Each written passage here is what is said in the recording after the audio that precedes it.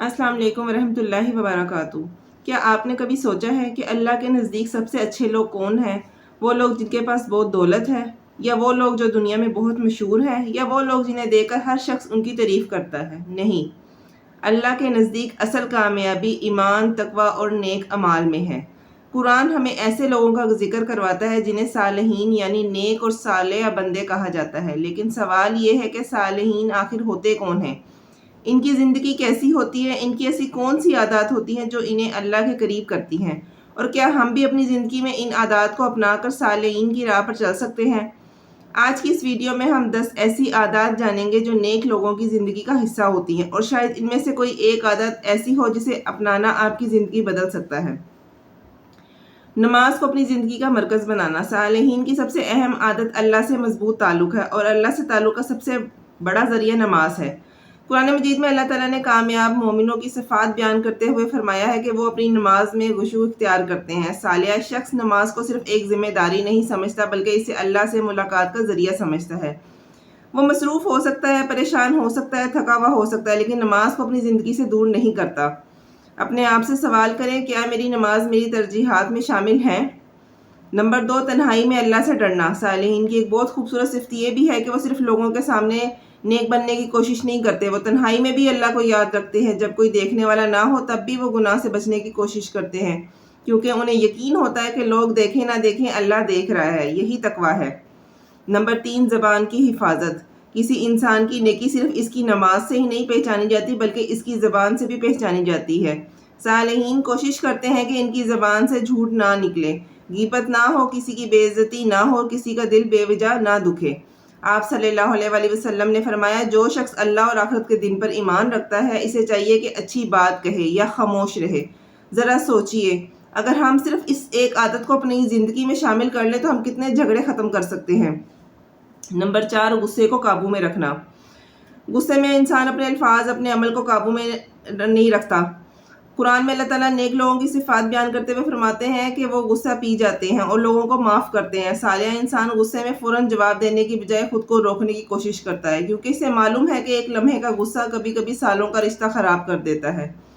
Number 5، دوسروں کو معاف کرنا۔ ہم سب غلطیاں ہوتی ہیں، ہم سب سے غلطیاں ہوں، لیکن صالحین کی خوبصورت عادت یہ ہے کہ وہ ہر چھوٹی بات کو دل میں جمع نہیں کرتے، وہ جہاں ممکن ہو معاف کر دیتے ہیں۔ قرآن مجید میں اللہ تعالیٰ نے نیک لوگوں کی صفات میں غصہ پی جانے اور لوگوں کو معاف کرنے کا ذکر فرمایا ہے۔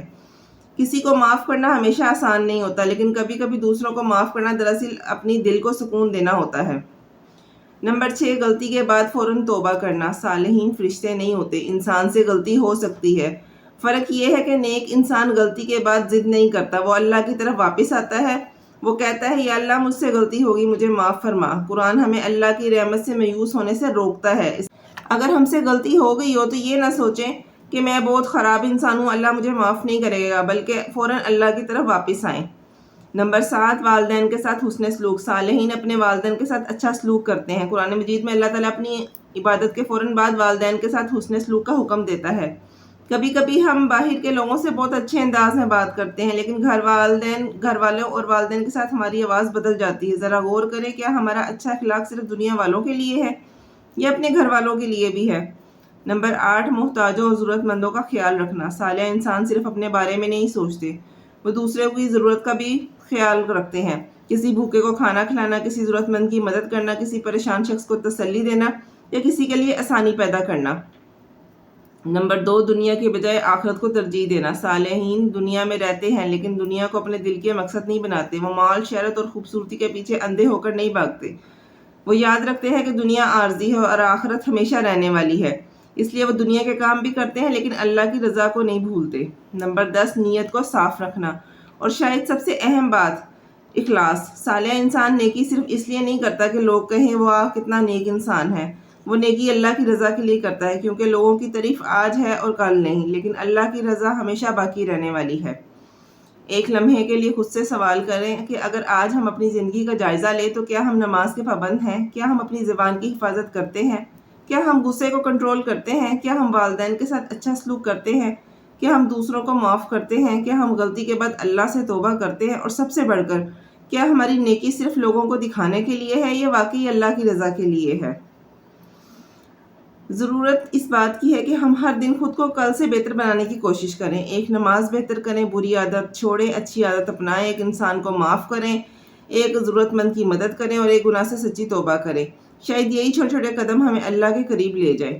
اگر آپ چاہتے ہیں کہ آپ کی زندگی میں بھی نیکی، سکون اور اللہ کی قربت آئے تو آج ہی ان عادات میں سے صرف ایک عادت اپنی زندگی میں شامل کر کے دیکھیں اور پھر آہستہ آہستہ باقی عادات بھی اپناتے جائیں۔ اللہ تعالیٰ ہمیں صالحین میں شامل فرمائے، ہمارے دلوں کو پاک فرمائے، ہماری زبان کو نیکی کے لیے استعمال کرنے کی توفیق دے اور ہمیں اپنے پسندیدہ لوگوں میں شامل فرمائے۔ اگر یہ ویڈیو آپ کے دل کو چھو گئی ہو تو اسے صرف خود تک محدود نہ رکھیں، اسے کسی ایسے شخص تک ضرور پہنچائیں جسے آج کی اس نصیحت کی ضرورت ہو، اور کمنٹ میں صرف ایک لفظ لکھیں، یا اللہ مجھے صالحین میں شامل فرما۔ اللہ حافظ۔